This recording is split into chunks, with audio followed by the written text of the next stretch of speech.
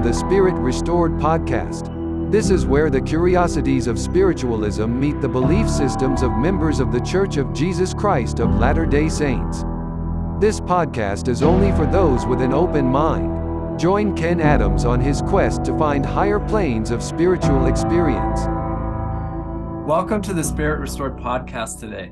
I am here with Jody Hagedorn, and she's a delight. I'll tell you that right now. She's a person I've been connected to in the last couple of months, and we've had conversations. We've even worked together on some things, and she will get you laughing, and she'll get you thinking about your life. And some of her titles. She's Jody Hagedorn of the Magical Woods. She lives in Wisconsin and has, I believe, 5 acres with beautiful trees on it. And she also is going by the irreverent reverend. So she's a reverend, but an irreverent one that does funerals and weddings and other things. And people hire her because they want some joy in their lives during these moments. So Jody, tell us a little bit more about what you do and why people come to you and what makes life for you. Well, first I want to thank you, Ken, because this is a really big opportunity to share joy throughout the world, which we need right now, right? And so I want to thank you for doing what you do, and I'm happy to join you today and connect to whatever it is that we're going to talk and laugh about. What was the question? Yes, great. So I wanted to ask you, what is it that you do? Like, you're an irreverent reverend. What makes you that? And you also have these magical woods. What do people come to you for in the magical woods? So for 35 years, we've evolved from relaxation and people may be sick and tired to a place of reminding people of the light they have within. We acquired this property 9 years ago after my husband retired. Moved from the big city of Eau Claire to here, Cadott, Wisconsin. There's a sign that said Cadott, the spot that God forgot. I don't believe in that, and yet it makes a really good sign, right? And people stop and laugh. So this is where we live, and people hire me to help them get out of some sort of stuck situation. I would say that mostly mind.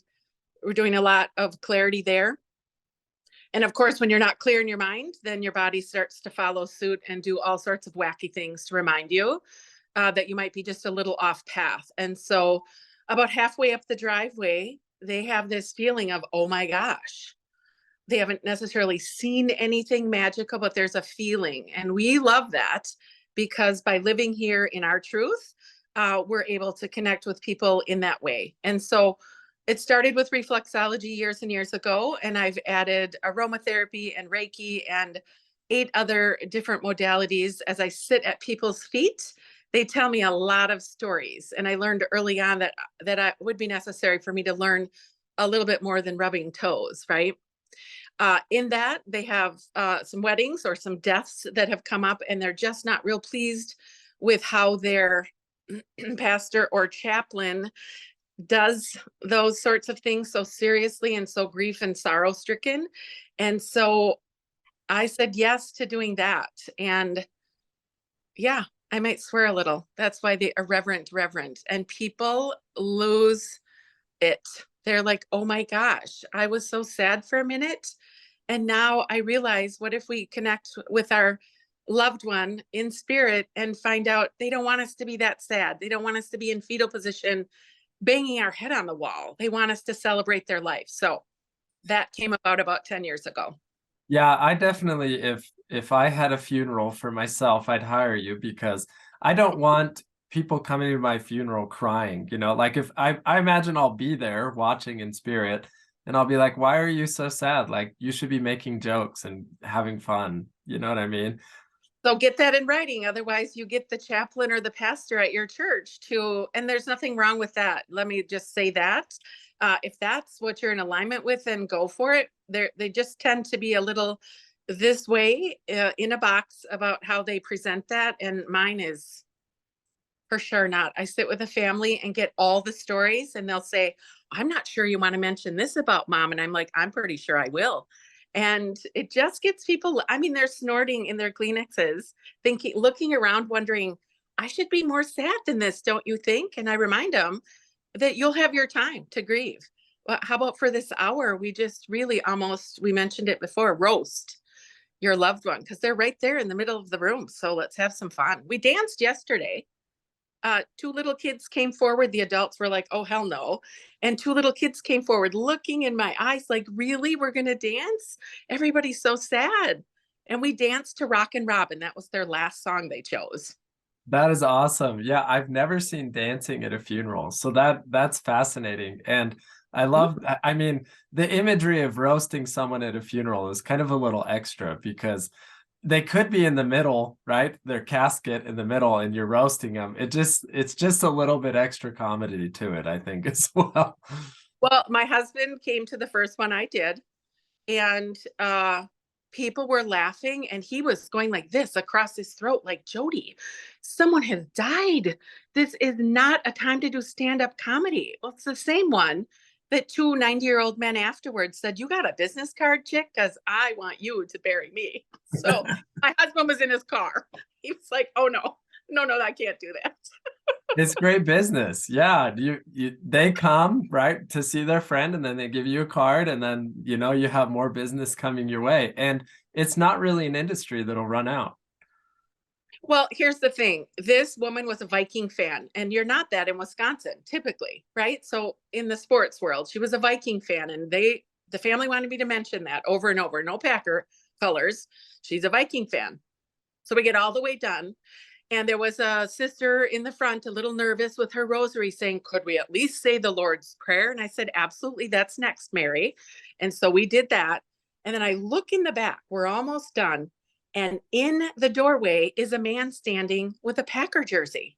And I said, okay, so, sir, in the back row, you did know that Karen was a Viking fan, correct? And he said, Karen? He said, what is this? I said, well, this is a funeral or celebration of life for Karen. I didn't even know that. He said, I just heard all the laughing as I was walking by on the sidewalk. And I thought, I got to go join that party. So there he stood in a Packer jersey. And it was like, perfect. And like I said, my husband headed to the car. So he was like, oh yeah, no. We could have all sorts of responses, right? Yeah, I'm sure you had great jokes right there. You had mentioned you have a business card that you're gonna make. What's it gonna say on it? It's gonna say hire me, or leave off the hire me. It will say, I marry, bury, and bless them. Marry, bury, and bless. That's good. That's good. And so you were talking about your property when you were looking for it. And I'll share this story about the house that I have as well. My wife and I, we were looking for a property that was basically everything we wanted, right? So we wrote down this big old list of everything that it had to have, and we gave it to our real estate agents, and they're like, nope, you're not going to find that in this economy. For your budget, your price range, is not going to happen. And so we fired that real estate agent, and then we got another one. And that real estate agent couldn't help us see properties because he lived too far away. So then we started showing ourselves properties, and we drove into this town where we live. And it was like, as soon as we got in, I was like, this feels magical. This feels like where I want to be. We're like 15 minutes from city, but we live in rural, and we're surrounded by cities, but it's like like this beautiful patch of area where it kept farmland and open acreage and beautiful homes in one spot. And we chose it because of, like what you said, there's just like a magical feeling as you drive into it. There's a different presence there. And so tell me about some of the people that you work with. You said they come to you stuck. What are some of the things that you've had people come to you for? Well, what we're dealing with right now is a huge amount of anxiety, and it doesn't matter if you're 7 or 70. I am of the, I don't want to say belief, but what I'm seeing and feeling is this cosmic energy that's so strong right now, pulling on people. And it really, we hired a shaman a little while back for a journey that my husband was going through with cancer. And he said, Jody, if we told everybody how many planets were in alignment right now for all of this to get unstuck, people would pass out. So we tell people 6 or 7 planets up there in alignment because that's what we can wrap our head around. But he said it's 60,000. Wow. That's Yeah, big pull. So, and the energy around that is get rid of the shit right now, ditch it, lose it, surrender it, dissolve it, recycle it, whatever, hand it over, or you're going to live with it for a while. And this is why people come and their hands are on the arms of the chairs, like, what is going on? So if I tell them that, whether they're connected to that energy or not, it helps them give a sense that, oh, I'm not the only one. And if I could put them all in a room, there'd be 200 looking at each other saying, are you kidding me? You too? But when you're in that space, you're not really looking for other people in that space. You want out of it. So when they come here, I do my thing. We have a Revive chair, which is brain tap technology in a headset.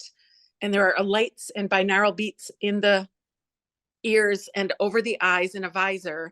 And those programs, there are 600 programs for the neurological impact that people are having, and it calms the central nervous system.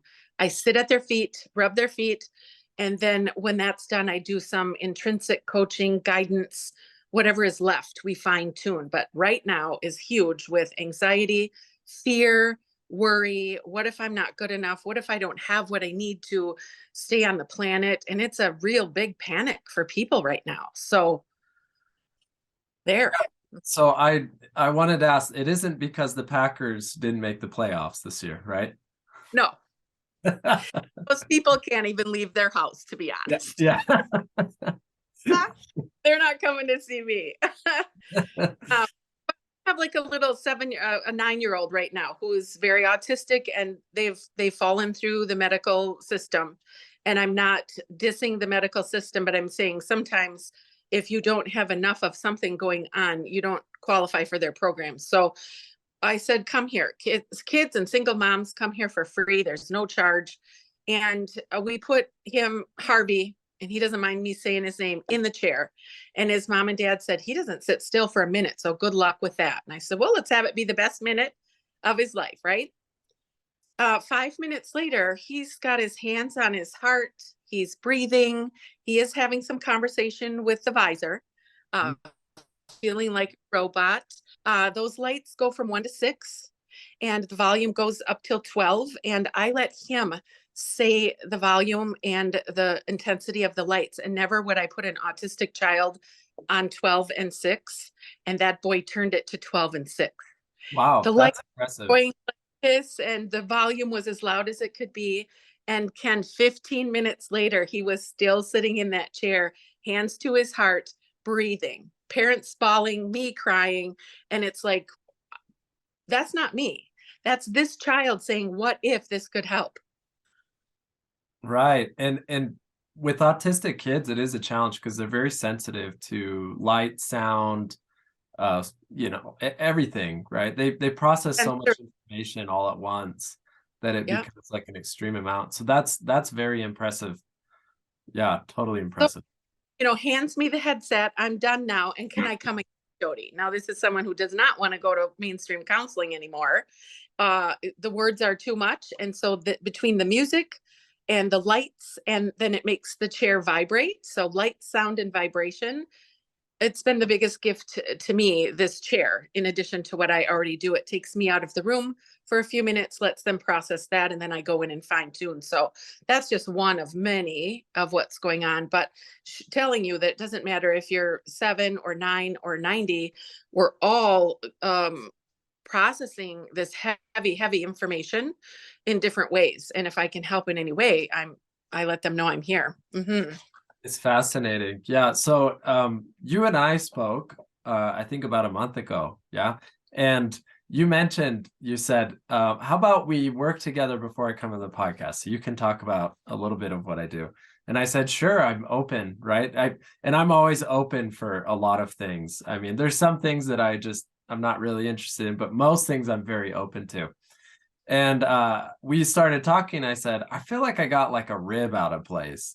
And there's couple other things is I've got this door that won't close like very easily in my front door. And I've got a light out on the truck that I'm just not changing. Like I know how to fix it. I'm just not doing it. So anyway, we dove into that, right? And I actually don't remember exactly what I learned or something. It was something like along the lines of people can think whatever they want about me. I'm just going to do whatever I want, right? And if they're upset, then that's their problem, right? I think I even said something like, I'm going to go upset some people. Something like that. Like it's this idea that I can, right, give myself permission to be myself, and sometimes being myself is upsetting to people because of their own reality and their perception. So right now, But so somebody thinking right now, like, what did that rib out of place, a damn door that won't close, and a tail light? Why did those three things come together? What if they're thinking about that? Like, what are you talking about? yeah, you're right. I should give a little context to this. So I started working with you, right? And first of all, you had me tapping that location where that rib is, but on the front, and then putting me in a process where I'm learning from this, yeah, and thinking about what I can learn from it. What's really the purpose of it? What is it telling me, right? And the door, the light, all that is I get avoidant of things is really the pattern. Is I get really avoidant because I don't like the pain of doing things that need to be done sometimes, yeah. And so my rib is thrown out, right? And actually that started because I was shoveling my driveway. We had like a foot and a half of snow that fell, and I cleared the whole driveway and got it all clean and everything, and it was a lot of work. So after that, my rib was You popped a rib because you didn't want to do those other two little things. right. And so But those, we emotion of it, and that's where you were frustrated, disappointed, and maybe not heard, or I can't remember either, because once we're in the zone and come out of it, there's very few notes because they're gone, right? But the gist of it was I shoveled, and now I've got to go do those things that everybody wants me to do. And what if I don't? yeah, So all exactly. the emotions about that. Exactly. So, okay. First thing, the door, I didn't fix it, but now it closes just fine. And it just was expanding, contracting, and it didn't close for a bit after our conversation, but this last week it started closing just fine. So now it closes fine. My rib doesn't hurt anymore. But the more incredible thing that happened was this. That room where that door opens up to is a room where there's no flooring, and it hasn't had flooring for 20 years. Previous owners, no one's done it, right? And I had bought flooring for it because my brother-in-law was going to come put it in. Well, he kept saying he would come, but he didn't, right? He says he's going to do it, but he doesn't. Says he's going to do it, but he doesn't. And then from this conversation, right, I keep saying, I'm going to fix the taillight, but I don't. I'm going to fix the door, but I don't, right? And then we go through the process. Well, he texts my wife because he's her brother. And he goes, hey, I'm going to be over this week. I want to do some of the flooring. So he ends up putting flooring upstairs because we had a spot there where we ripped out the carpet. So he finished flooring there. And then another thing that needed to happen in our kids' room where they sleep is they needed a new bed because we didn't get a new bed because their flooring was ripped out. Our son Charlie wasn't very potty trained and destroyed the carpet, destroyed it. So we ripped it out, and they didn't have new beds because we took out the bed too and made it into a sandbox. And then we were waiting for an opportunity to get a bed. So that same day that he texted, my mom sent me some kind of like Facebook marketplace thing that was like this bed that's like this mansion bed, right? It's like a palace bed. It's got like Waiting for that bed. yeah, we were waiting for that bed. Exactly. It wasn't like we could have bought beds. We're like, we don't like those. We don't like those. We wanted the ones because we have 3 kids in one room. We wanted one that was like all connected and like an awesome bed. So my mom sent me a message and said, hey, my friend is just giving this away. Do you want it? And it was like perfectly good condition, fine. Yeah. Like, sure, let's go get it. So we hopped in my truck, we took it apart and brought it to our house. So all in that week, right after that, we got new floor, got that bunk bed, put that in, and I was like, okay, things are moving. Yeah. So anyway, I would say that in what I've done in my line of work, this isn't uncommon to me because a lot of it is our minds communicate between other people. And there's even a book I read. You might be interested in this, actually, Jody. It's called The Holographic Universe. And it talks about how possibly our reality is just a hologram, right? Got And it. we're creating this hologram as we move through reality. And it was kind of one of those moments that it was like, oh, really? I just need to like decide some new things, learn some new things, and then things fix themselves, rather than putting all the stress on my back to fix things, right? Because that's how you pop a rib out. So that's my experience with you. And I thought it was really great. And tell me some more, or maybe you have some comments about this. Maybe I Well, I highlighted have some. comments about that. Can I slip out and get a cat that wants to come in quick? For sure. Oh, come on in out of the cold. Good job. Okay, energy can get a little bit much for her. She likes to be outside sometimes and then back in right now. So, what I want to say about that is sometimes when we're in session, people are unable to let go or surrender because the heaviness that's in them, they don't want to hurt anyone else. Right. And I say, well, if you can't do it for you, could you do it for that partner that has to listen to this? Could you do it for your coworker who's done trying to guide you through? Can you do it for humanity? Because when we make a shift, and I don't know the science behind it, but they say, when we make a shift, it helps 20 to 30,000 other people in the same situation that will never find help. So Hmm. could you do it for that? That seems real big to some people. And so we talk about sending it to the compost pile, right?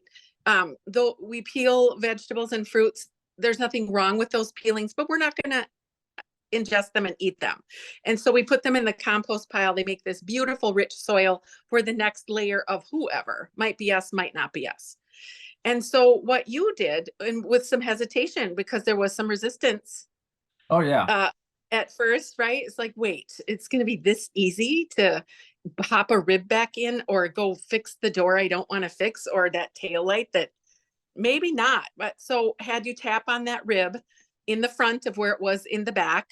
And then we actually went to do some childhood things of where you maybe weren't heard, or you were expected to do something, or at a young age. And those, what I want to say about your situation was that happens a lot. When someone's in the chair and they just cannot get past the idea that it could be this simple to unpop a rib, fix the tail light, fix the door. It isn't about those physical things as much as it is changing your mind about it. So can we be curious instead of pissed or enraged or frustrated or disappointed? You're going to have those feelings, but we need to address them, aim at them, tap them. And I'm talking faster EFT, of course, and then squeeze your wrist and say peace. And people go from a 10 on that scale to about a 2, and they're like, what just happened? Because I have been dealing with that for 30 years. But now is the time, with all those planets in alignment, now is the time to do it. And that's why also the intensity, why your rib popped out. I Mhm. mean, medically, what would that be, right? Um, Sorry, we'll give you some muscle relaxers and we'll clock you out, and then you don't have to deal with it. But no, this, you faced it. You said, ew, I don't even like how that feels, but okay, I'll go there.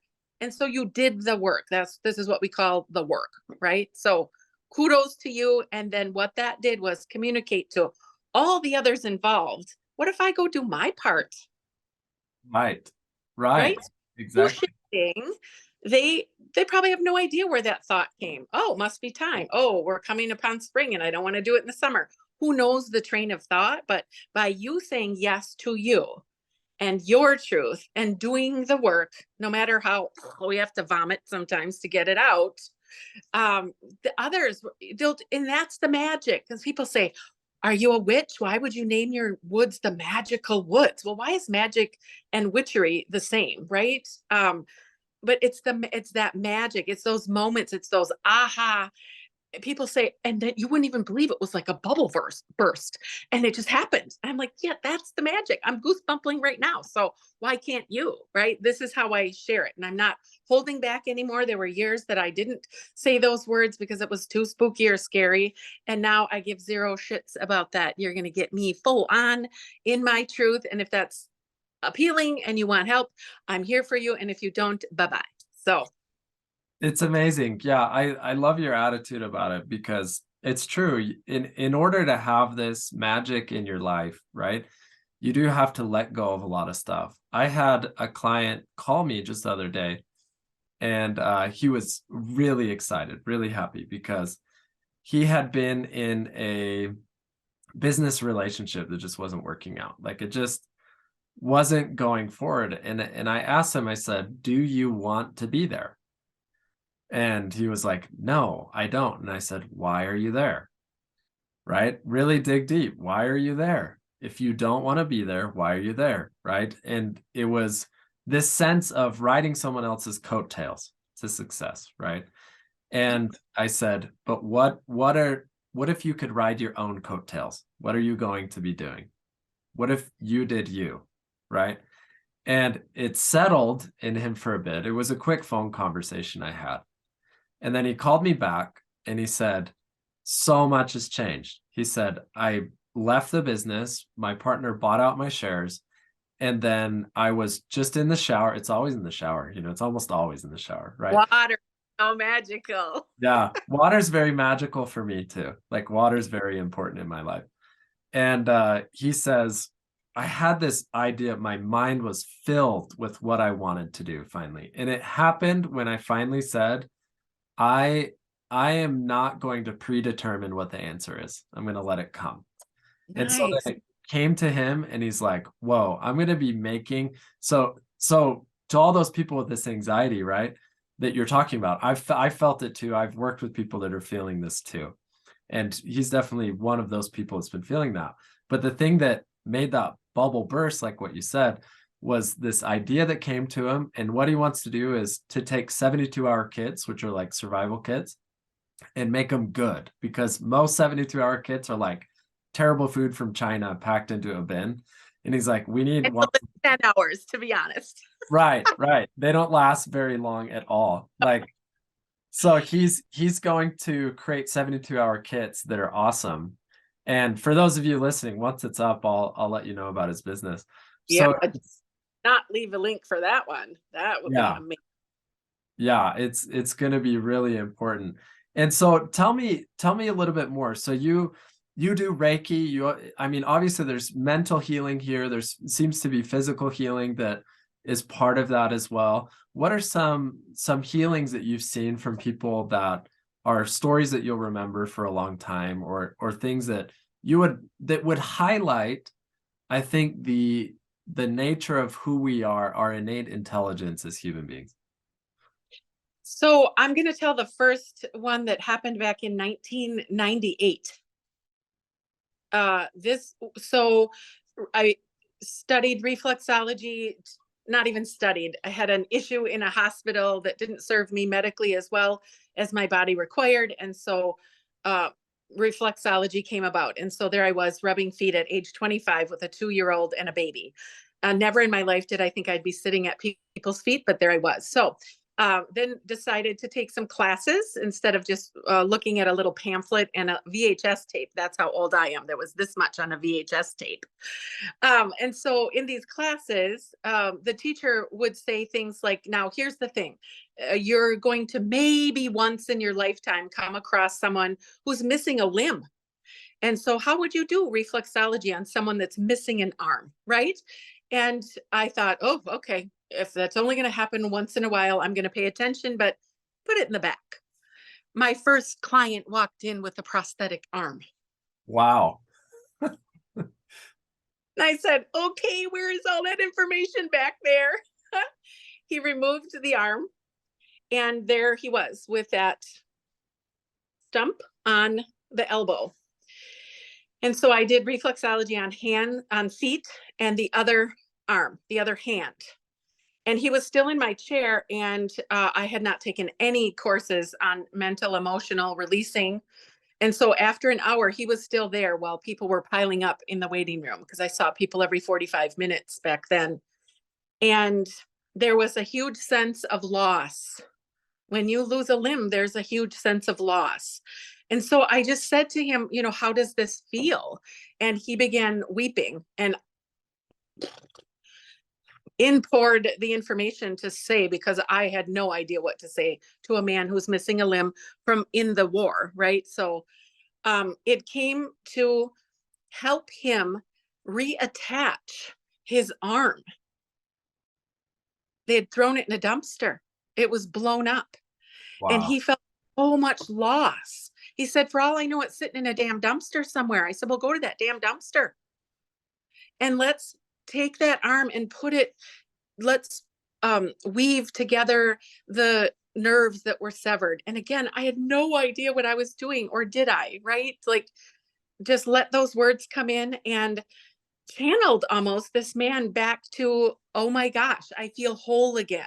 Even though the prosthetic arm was going to enter there, he would no longer have those, come to find out sessions later, he wouldn't be having those phantom pains of those nerves looking for the other nerves that were in a dumpster. Wow. And that was a huge breakthrough in knowing that I can sit at these people's feet and do the physical, but right here is about 90% of it. Wow, that's an amazing story. There's Yeah. some interesting stories from, and you probably aren't familiar in Mormon history and LDS history, where back in the day, these Mormons were traveling across the country carrying wagons or migrating from state to state because they'd get kicked out. Mhm. And one time in one of these states in Missouri, this group of men came and massacred a bunch of Mormons. So they killed a bunch of them. And there was this mom that had a child that had been shot in the hip by a musket ball. And she was freaking out. She didn't know what to do. So she just opened her mind to God and said, tell me what to do right now, right? And her mind was filled, like what you're talking about, totally filled with what to do. She grabbed some mud, she grabbed some or clay, she grabbed some clay, grabbed some other stuff, I can't remember all the things, and dressed the wound on the child, and the child was totally fine, totally healed in that way. And these are, really cool stories that do highlight our ability to receive information, our innate intelligence, and what we're connected to. And I think your story highlighted that too. That's really cool how I mean, when you say someone's missing a limb, right? Maybe that is what it is. He was missing it, right? He needed to. Yeah. Those words started to just light up with fluorescent bubbles. I mean, literally, it's how I learned early on that this is not what we think it is. I mean, he was in so much pain. He was so sad and so stricken over that he was there serving his country and this happened. And I can still feel it and get goosebumps thinking about it, because it was a beautiful gift to me. Um, Number one, set ego aside, thinking you took all the classes and you know how to do this. Because as I'm sitting at his feet, he's pouring out these emotions. And I'm thinking, what do we do with all this sadness and this grief, and what is missing? I remember thinking, what is missing? And it's nothing is missing for real. I mean, yes, the arm, but if you know that you are whole and well and perfect and every cell is listening to you, you could, I mean, could he regenerate that arm? Probably not yet. Animals do. Animals grow tails. Why can't we? Right? They don't care what the neighbor thinks is the issue. Totally. Right. Totally. I thought about that this morning. I have a tulip. I've got some flowers on Tuesday, and this tulip went from a bud to this beautiful, and inside is little purple hearts, and then it just fell apart. And I am going to do a post on that later today about that tulip did not give two shits about what the tulips next to it thought. Will it be okay if I take up room? What happens if I go from a little tiny bud to a great big flower and take up all this room?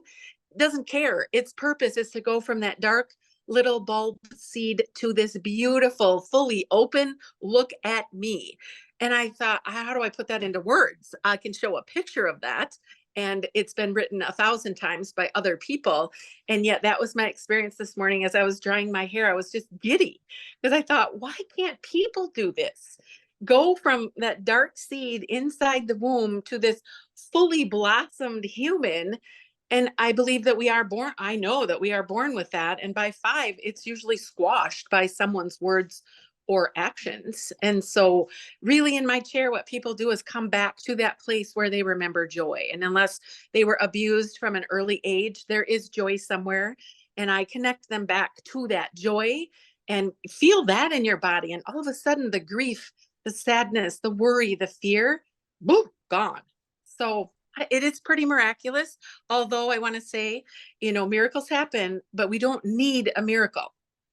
All we require is for our body to do what it does naturally, and that's heal. Every single day, it knows what to do. And then with this thing up here, we stop it. What would people think if I survived this and they told me I was going to die? What would happen if I'm glowing and the whole world is sad? Continue to glow, people. Yeah. Yeah, that's beautiful. I totally agree with all of that. And I think it's totally possible for people to blossom into who they are. And it's really, I think a lot of people don't do it because they feel like they're not being helpful to the people around them by being their true selves and their true nature. Well, the thing is, you can't be helpful to people around you until you are your true self and your true nature. That's the secret behind it, because once you lean in and you say, who am I really? What is my identity? What do I want in life? How do I want to go about doing it? What is my mission statement for me? And what permissions do I need to give myself so that I just move forward and do the things that I want to do? Until you're at that point, it's really difficult to help people in the way that you want to help them anyway, because you still need help yourself in order to feel good every day, in order to move forward in what you want to do. And once you've done that, like that flower, right, it'll blossom. Now it's a help to people that watch it, right? Because it's beautiful, because it's taking up space. And that will only happen for you when you allow that to happen in your life. And otherwise, it's going to be. If you wake up, I mean, people in the chair will say the same thing. They're like, I'm good, but I'm so worried about my daughter. And I said, so here's the thing. Imagine your daughter checking in with you and you're on the floor in fetal position, banging your head on the wall. Are you helping her? Oh, no. So what's with the fear and the worry? Well, we're human. We're supposed to. No. If you're a responsible human, you better worry and be fearful. Well, what? They say, the normal on the planet right now is eating at McDonald's and 98% stressed out. Well, I don't want to be normal. I want to be in my most natural state. And that could be flawed on any given day. But if all the cells are whole and well and perfect and wanting you to be your best, then we it's asked of us to ditch the fear, the worry, not ditch it as much as address it and say, why is it serving me anymore? If not, it's time to go. And then know that you're not harming anyone when it goes. I vowed early on to never harm anyone. And, intentionally, that will never happen. Sometimes something is said and they're not liking that, or it didn't land with them, but no intention to ever harm. And if we get up every day, I do this, thank you for a new day. Oh my gosh, we did it. And then put that love and gratitude in and then send it back out. So I've sent a Hallmark card to the world. Nobody in any way, shape, or form during the day can tell me I didn't do anything for myself or the world. It took 2 minutes and then my cup is full and now I can pour out to those and do things during the day to fill that cup up again. That is not selfish. It's perfect mental health. That's amazing. What do you see in the nature of human? What is our true natures, right? I feel like we're here in our lives, right? Someone comes to you like me, they're like, my rib is out, right? They have a body. They might be thinking, oh, I'm just this guy with flesh and bone and I'm going to die someday and maybe I'll live with God. I don't know. Who knows, right? What how do you view reality of the nature of who we are? Well, could you have fun in the meantime? Well, yeah. And what's keeping you from that? So yeah, I that's always my joy. question. Joy is Yeah. our natural state. There's just no doubt we did not come here to suffer, struggle, lose our body parts, right? Hmm. I mean, I don't know. I can't prove it, but I can tell you that our life has led to that. I mean, the story about this magical woods, I want to visit for a second. I haven't told it out loud, and now it'll be to millions of people. So, yay. We had lost a house 25 years ago in a big, long court battle, year and a half long, icky, not fun. And so we didn't know if we would ever be able to get a house again. So we rented for 15 years. Some things happened. My husband retired. We have an estranged son of 9 years. We wanted to get out of the town and move to a new start. And so we applied for a loan for this house. And we got the loan, but we didn't know what sort of house we would find with that, like you said, limited income, right? And so I see a friend and she does some channeling and whatnot, and she didn't know about this house. And when I'm laying on the table, she said, geez, I see this Tom and this property, and Tom used to live here and he passed. And she said, I don't know Tom. I said, this isn't your appointment, it's mine. Keep talking, right? And she said, I'm seeing a bed and some logs. Do you make? I said, yes, my husband makes hemlock log beds. Keep talking. And she said, you're supposed to take one of those sticks and put it by the waterfall. What is this? There's a waterfall. What? Well, there's a waterfall on our property, right? A little pond and a waterfall. And she said, Tom says you're supposed to put this stick by the waterfall, put a stone at the top and wrap it with copper, and he'll continue to bring magic to your woods. I said, our woods? That was his woods. And she goes, did you just buy a house? I said, we did. And she goes, well, it's yours. Next day, approved. Wow. So how can you not name a property the magical woods when that information is coming in? Wow, that's amazing. That's really cool. So it was Tom, right?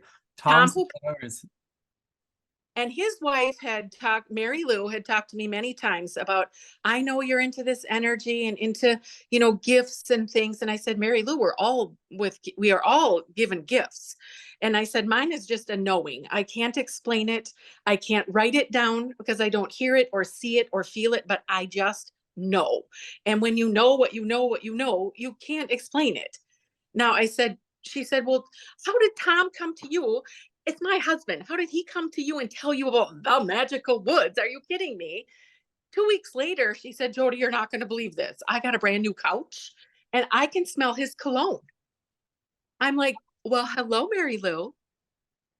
wow. It opened up some things for her because she was so sad. I said, he's maybe not coming to you in the same way because you're still grief stricken. You're still sad about the house, even though we're doing wonderful things here on your property.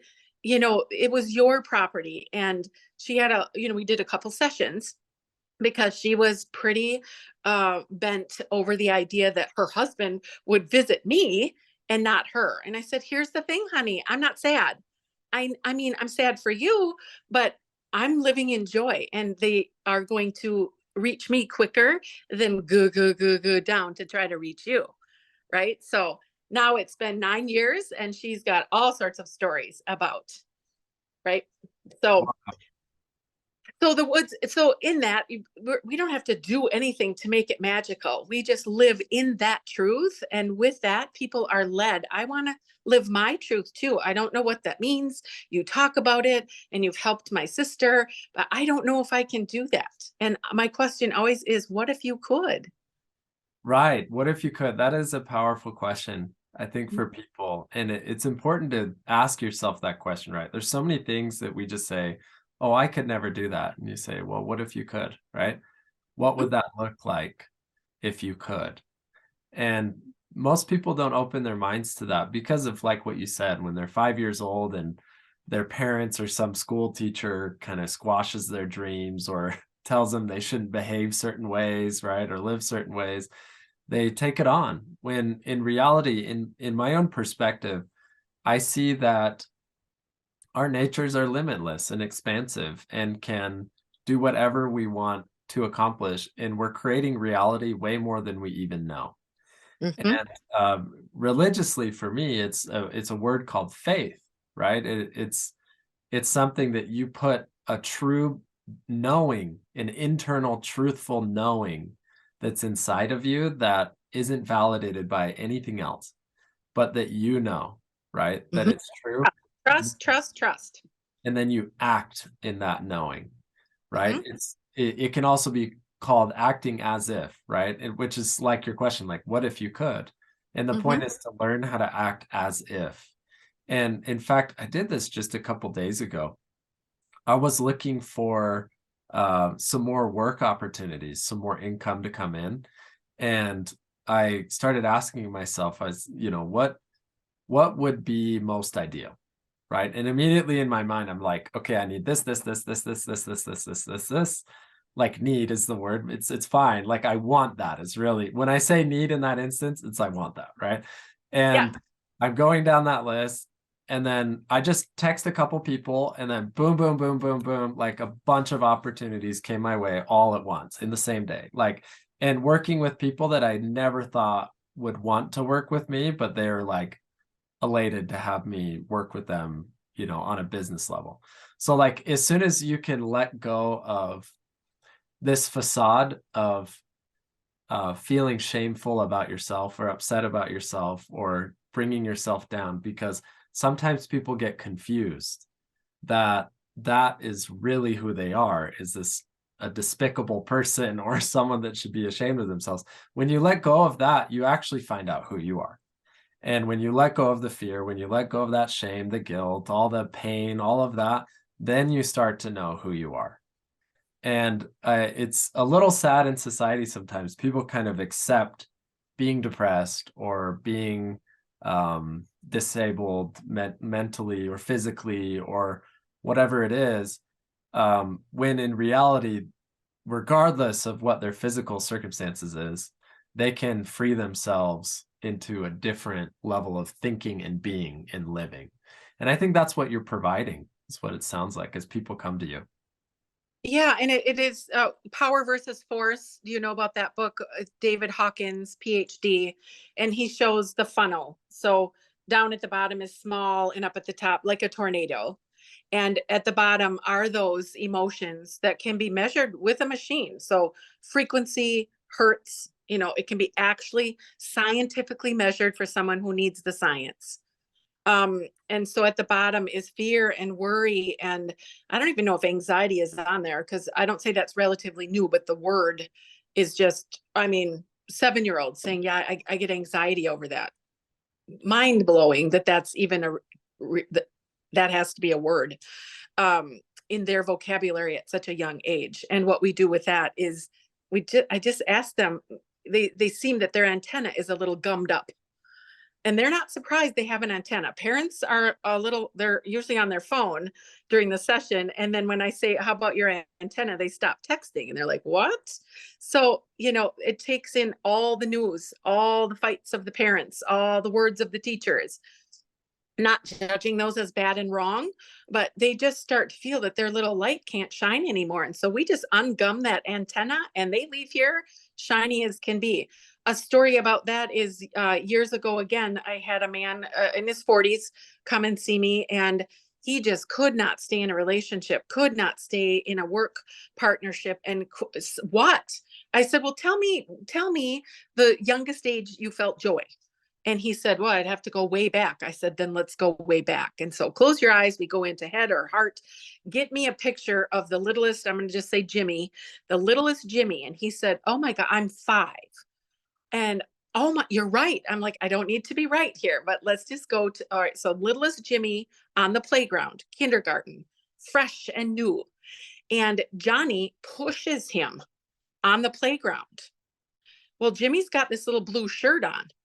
And Johnny wanted that shirt, knew that he probably wasn't going to get that shirt. So he pushed Jimmy. Now, Jimmy takes in, I must have done something wrong for someone to push me. And he's lived with anxiety his whole life because he believed that what that kid did was something he did wrong. And now he's trying to live that kid's issue.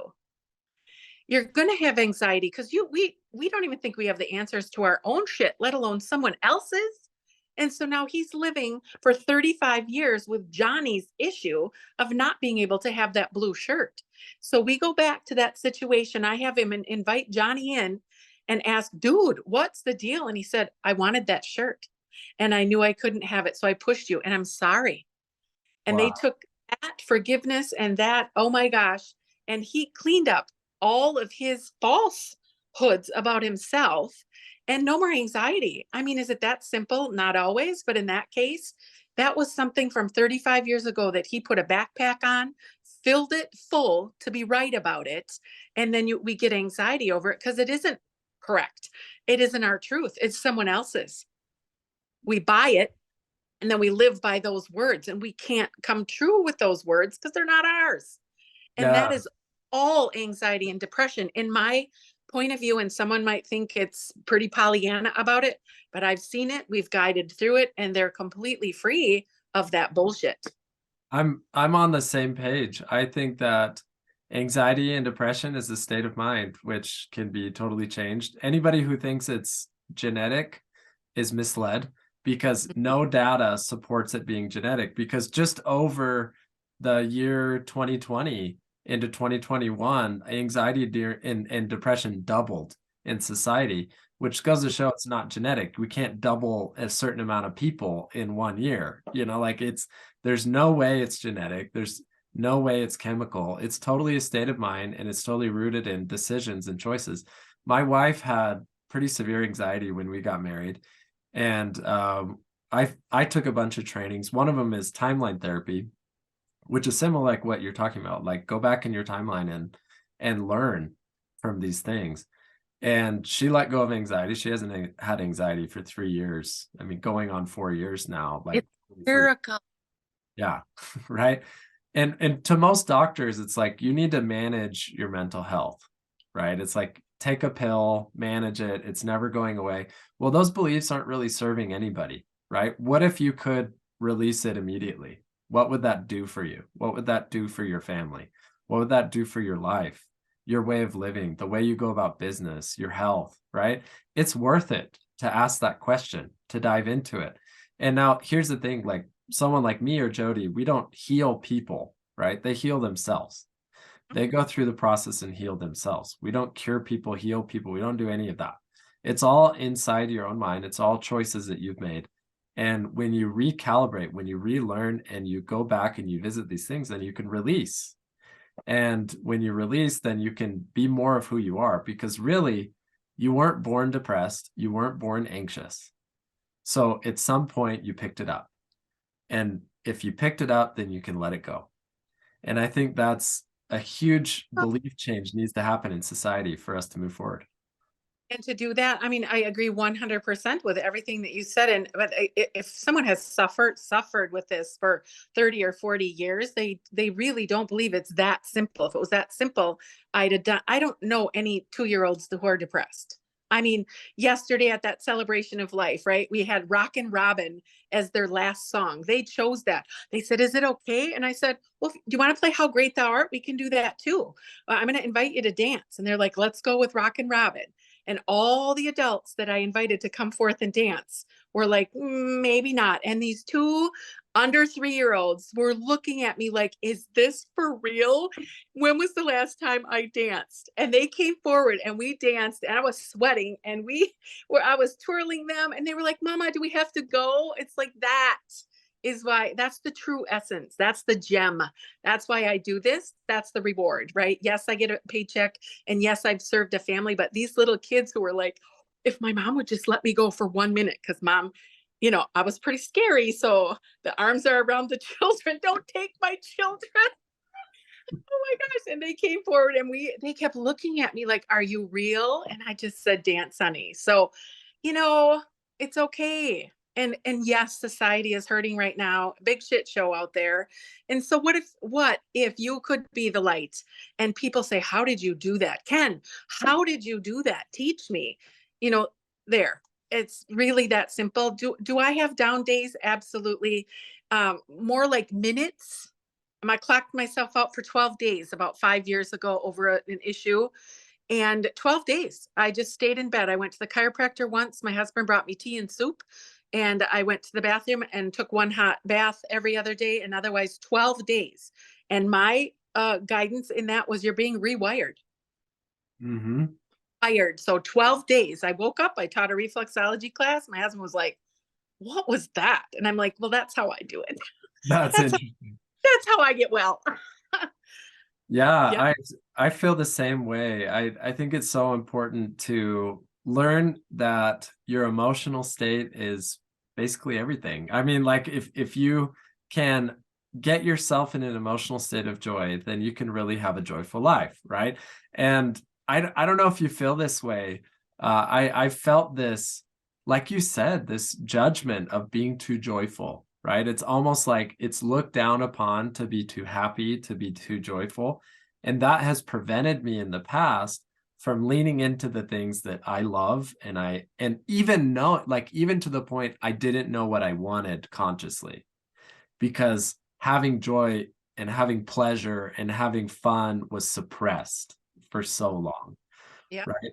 So it seems like you're bringing your light to bring joy into people's lives to help them see it as a possibility for them. Is that right?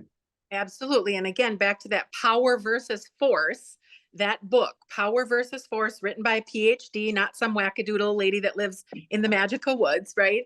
And so he has letters behind his name that can prove what he says is valid. And so it's that tornado like looking cylinder, and at the bottom, teeny tiny, are worry and fear and all of the things that get us not even to neutral. So we are barely surviving. Then in the middle is neutral, and then some clarity and some all those things that gets us to maintaining. And way at the top is efficacy, which is a frequency of 1,000 that they can't even find the word for it, but we're going to say joy. And so what would it take to go from the bottom of that, lose the need to feel a certain way, address it, tap it, breathe it, whatever your method is, and then get to that place. And it's really hard to go back down after that. Really hard to go back down. But once you're there, it's almost, I would say, as someone was in the chair the other day and she said, oh my gosh, those blue lights went to white lights and I felt like I was with God. And if that's the case, I'm good. That's So awesome. if you feel that and you can be that, why would you want to be anything else? When it's because someone else said, do you realize how depressed people are? And you're just going to keep laughing and being joyful like that? And the answer is, yes, I am. I'm maybe sorry that you feel that way and you haven't done the work or can't find the work, but I'm telling you, where is it written that we are to come here depressed, anxious, worried, sad, fearful? Where is it written?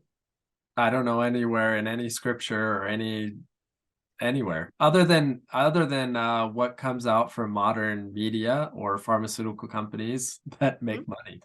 So Humans have written that, and then we believe it because we're here on the planet. So I believe we all chose to be here at this time for a particular reason. And if it's to be depressed and sad, then go ahead, have at. There is help. But if you're choosing to live that way, then sometimes there's nothing we can do about it. But we're going to continue to live our joy. And I open my heart every day and just beam love. And whoever accepts it, accepts it. And have I done my shadow work? Yes. Have I done the work? Yes. Do I continue? Yes. But that's not what you see out in public, because that's a private thing that I do. And what's displayed in public are the ways that I've worked our way out and then risen to that. So yeah, everybody's yeah, got their. I was feeling particularly joyful one day, and it freaked out my wife. She was like, what is going on? She's like, you're acting weird. Like you're weird. Like, what's going on? And I was like, I'm happy. Do you have a problem? Yes, Like, that's it. because she maybe wasn't matching that frequency at that time, right? It wasn't as joyful. Well, to her, she just doesn't, like, she's not used to me doing it. She's kind of like, I'm such a creature of habit. Like I am Mr. Consistency. Like, just wake up same time, do the same stuff, like very, very consistent creature of habit. Maybe this is why I haven't always gotten to things that go outside of my habits, right? And so I changed, right? And I was all joyful and excited and jumping around and dancing or whatever, right? And she's just like, "Are you okay? Like, what is wrong with you?" Well, here's the thing. Being joyful, there's nothing wrong with that. That is how we're supposed to be. We're supposed to live in a euphoric, joyful state at all times if we can. Now, is it realistic to say everyone needs to be joyful at all times? I don't know. I think people need to learn and can learn and will learn. And the point is learning. I think being in a curious learning state is alongside being joyful. And as you dive into that, you can really find joy for yourself. One thing I wanted to talk about on the podcast as well is you mentioned your son who's estranged, and you told me before a little bit about him. And I think for this audience, it's important to talk about this story because it involves religion, involves a cult.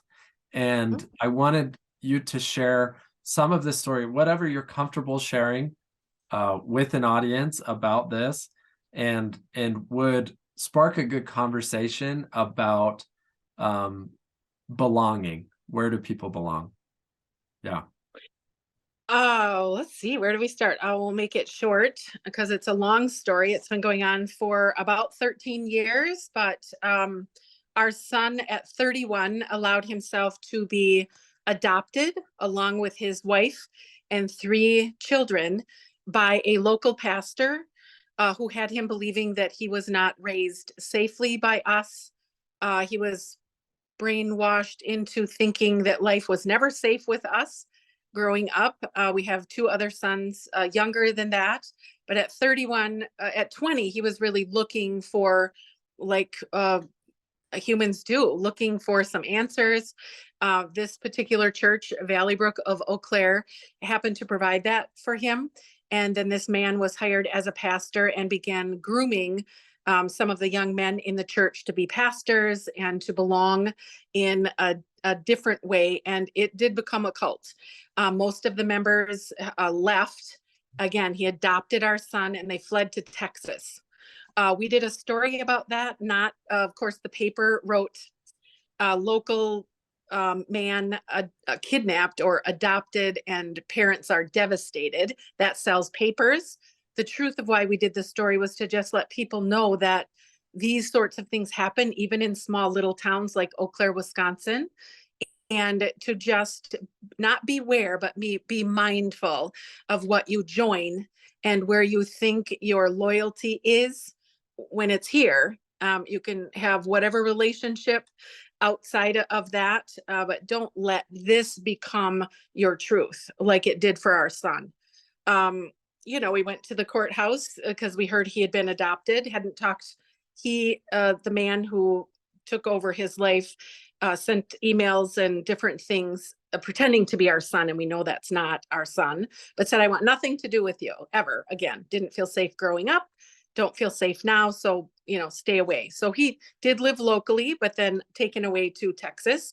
But that story, we went to the courthouse and there is his birth certificate. We're nowhere on it. I can't prove I had this child because parents Doug and Robin Lebsack, and he is now Nate Robert Lebsack. He kept my husband's middle name, funny, and yet he's not Nathaniel Robert Hagedorn. He's Nate Robert Lebsack. So it's real. It happened. Okay. So that story was helpful because they tried to start churches in those towns and people thought it was weird that this guy and this kid were father and son. Didn't seem like it was. And they Googled those names and up came our story. And they were kicked out of 2 different towns to try to start churches. So yay. So that's our story tended to help people get real clear real quick and not have that happen in their town. They now live in Broken Arrow. They've had 2 more children that we've not met. And we just hear and see things. We're blocked on Facebook and all those places, but we know that he's okay. He's living, I can't say a beautiful life, but him and his wife and 5 children live in the same neighborhood as this man and his wife and her mother. So they have their community. We certainly did the work on it. We received a letter from this man, a 25-page letter claiming to be our son, to Bob and Jody Hagedorn from Nate Lebsack. And it was not our son's language at all. And he slipped out of character. One sentence, he said, "I don't know how you can be so joyful when I have your son." Wow. So that wasn't from our son. It has kept me, I'm guessing that the man, is watching my Facebook page, and how can you live in a magical woods, and how can you be so joyful, and how can you keep helping people when I have your son? And the truth is, because that isn't my truth is, I know who I am. I know what I was put on this planet for. And I'm going to keep doing that as a beacon of light and keep connecting with our son in his heart. And whether he returns or not is not our doing. We're just going to always keep the door open and our hearts open, welcome him with open arms, no questions asked. And if that's too bright and shiny for this other person, then so be it. But we give him no energy. Just simply our son, to let him know that we're here for him. I do have people call all the time asking, how is it that you're so inspirational on Facebook and Instagram when you're going through this? We can't get out of bed.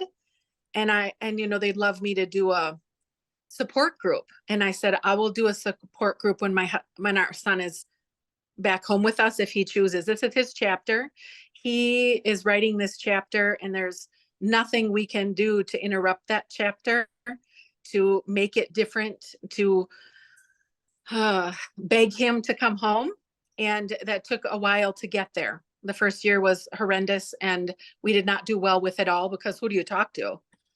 We found out there's 3,000 cults just in the Midwest. So this isn't rare that it happened to us. We can ask all the whys. We don't need to know the whys. We just would love to know that he's okay, and that he's happy, and that he knows how much we love him, and that he's always welcome home. And that, I guess, is inspirational.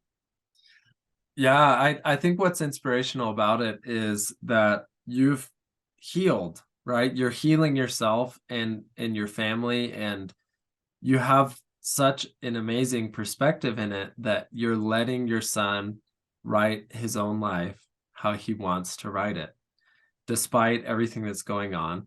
And you've also allowed yourself to rise above what someone else might want to do to bring you down.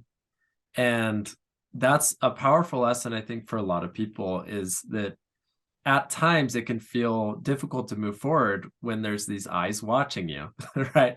And some people have this anxiety that people are trying to bring them down. Well, you actually have someone that's actively wanting to see you go down, right? Well, most people don't. Most people are surrounded by people that actually care about them and would want to bring them up if they reach out for help, right? And so what is inspirational is that you keep moving forward in this state of joy, because you, like you said, you know who you are. And earlier you said you are joy, right? You are this state of joy that's always living. And I think that is what ultimately helps people be inspired by you. And to highlight some of this story, so in Mormonism, the LDS tradition, there is sometimes we're accused of being in a cult, right? With like how we go about doing things with tithing or our belief systems. I think that it's not that we're cult-like. I really don't think so. If you look at a lot of the things, like there could be some similarities, but there's a lot of things that could be cult-like then, right? Like name any organization, right? And see how they do processes. But one thing that I've noticed is that in this is sometimes people allow their identities to be wrapped up into a church. And I think that's where the huge problem is, because if you identify with the church, right? Well, there's a story my dad told me about his sister. My dad is a convert to the LDS faith, to the Mormon church. And when his sister was young, his sister's 10 years younger than him, she was walking through this store, and this person asked them like who they were or something, like asked their name or who are you, right? And this little girl, which was his sister, said, "We're Mormon," right? That's how she expressed the thought, right? Well, I think that identifying as a church or identifying that might be what's causing people to miss the mark in their lives, because it's this sense of where do we belong, right? And I would say that we don't even, if you look at it, the nature of our souls and who we are, we don't even just belong in a family, which I do think a family is a sacred place. And if you're going to feel belonging, a family is a great place to feel it. What I'm saying is we belong to something greater than what we can even comprehend. And as we move through life, we can start to see life as we belong to something amazing and divine, and see our life through the eyes of divinity. And when we can do that, we can have joy. We can have all this joy that you have, Jody, and so how do you continually for yourself keep growing in joy, and how have you seen that impact your family? Well, and not always comfortably, can I say that? Because our other two boys too. I mean, this was devastating for them. It pulled our family apart. And um, did we go to the counseling? No. There are a lot of people from the church who, to this day, still want to help. They want to give us a fifth wheel. They want to give us all the gas and go. I said, he's 40 on Valentine's Day coming up here. We're going to thank you, but we're going to show up at his door and say, okay, come home now, Nate. And so they're like, well, what else can we do? We feel so helpless and hopeless. And I said, here's the thing. You're going to break away from that idea that was who you are, and be who you really are without that building, without that persona. And when you're shining like that, that's my reward, to know that you're not where Nate still is. That's our reward. And in that, then live that. Do I have days? Like I said, I might not get out of bed in a day, or I might not have a lot of verbal things going on. We have an infrared sauna. We have the woods that we walk in, some stretching and yoga, a lot of tapping. I love the Faster EFT by Robert G. Smith, and it's taking the issue. So one issue or consciousness, tapping. These are actual points that are correlated to organs in your body. So acupuncture without the needles, and then squeeze your wrist and say peace. So you take one thing that's got you, and it could be a day of sadness over, oh my gosh, this is really happening. And it could be with that son or another son or someone else who we care about, that can get me in a moment. And then I realize, wait, that's not helping, but certainly to address it, aim at it, tap it out. I do a lot of tapping. We'll be on our way somewhere and I'll be tapping, and my husband will say, what's the matter? And I'm like, nothing. I'm just preparing myself for when I get to that place. If there's some things that are not coherent with how I live, I'm just tapping out any ways that could affect me or stress me, preparing. So once I get there I am, right? I mean, my name is Jody. So minus the D, I've already got that in my name. I can't live any a different way. Joy with a D, right? Yeah, I do find the humor in things. I don't know what it is. I guess I said to a class I was teaching the other day, I might have a disorder of sorts, because I see possibility in everything. And they're like, wait, you just told us not to go to the place of disorder and disease. What if that's a gift? And so from my students, I heard what I say all day long. Like, why can't you take that and turn it into the gift? Because who we really are at the truest state is that just everything is possible. I have no idea how that's going to happen. I just know I'm going to open to it. And I don't know, it's goosebumply most of the time. That's amazing. I really enjoyed today talking to you, Jody. This has been really fun. And if you're lucky to talk to Jody, she's going to make you laugh, she's going to make you smile, and she's going to help you find joy. And I hope that as you've listened to this, you find that for yourself from someone who's very, very experienced in what she does. And Jody, how can someone get to know you better? How can they reach out to you and ask you some questions, or learn more about what you do, or hire someone for a funeral or a wedding, or to get roasted? If they just want to get roasted, how do they get a hold of you? Well, you're going to go, if you're on Facebook, you're going to go to Jody Maureen of the Magical Woods. If you are not on Facebook, do I give a phone number right now? That feels a little corny, but I will. I mean, how If you want would, to, it's up to you. Yeah. well, I mean, if they're not on Facebook, and some people aren't, right? Yeah. Or Instagram. I'm on Facebook and Instagram as Jody Maureen of the Magical Woods. The phone numbers are there. Otherwise, it's 715-834-0883. And I feel like just for a minute there's in a bathroom stall leaving my number on the wall. And I don't know if that's okay or not, but I just did it. So I would love to connect. And you'll find on my regular page of Jody Hagedorn, I'm a connector of hearts. And so I mean that real with people. And I also find hearts in everything. There's a heart behind you upside down right by your neck, by the way, that I've been staring at. It's upside down over in the corner there. It might just look like a little L to you, but I see a heart. So people are always sending me their hearts. They're like, oh my gosh, I peeled my egg this morning and there's a heart in the shell, or whatever it is. I will be writing a book, Queen of Magical Hearts. And that's just because that's way safer than my bibliography right now. My children are saying, don't write that while I'm alive. Wow. So Yeah. I'm just going to go simple with hearts because that can't harm anyone, right? But I would love to connect with you and love to guide you to your light that's already within. And thank you, Kenny, for doing what you do. And I hope this isn't our last time. I would love to talk with you over and over again. And I thank you for all the work that you're doing. It's a pleasure to be with you here today. Thank you, Jody. Yeah, this won't be our last time talking for sure. So Cool. I hope you know that we're friends now. Okay.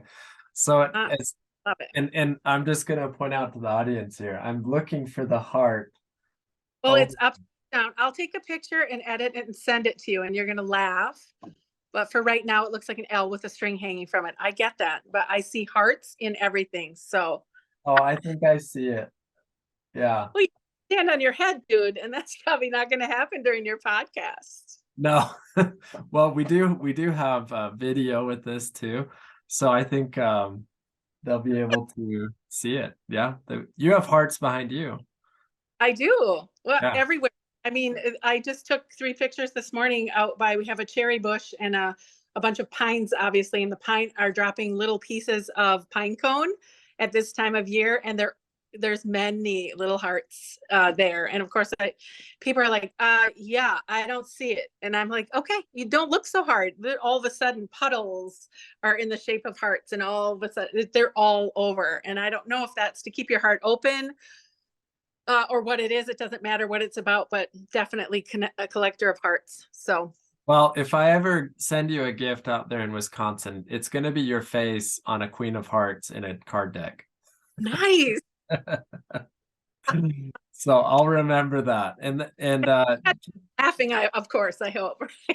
yes, absolutely. And let me know when your book is done, and that'll be another time where we could connect here, right, and talk about your book as well. And thank you everyone for listening today.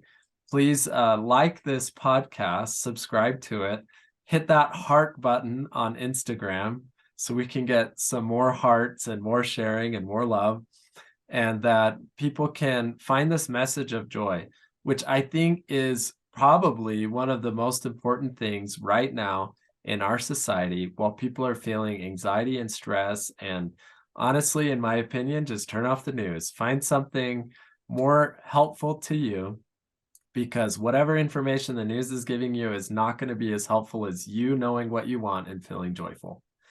And find that joy inside yourself. Thank you for listening today, and we will talk next week. Ken loves to get feedback from his audience.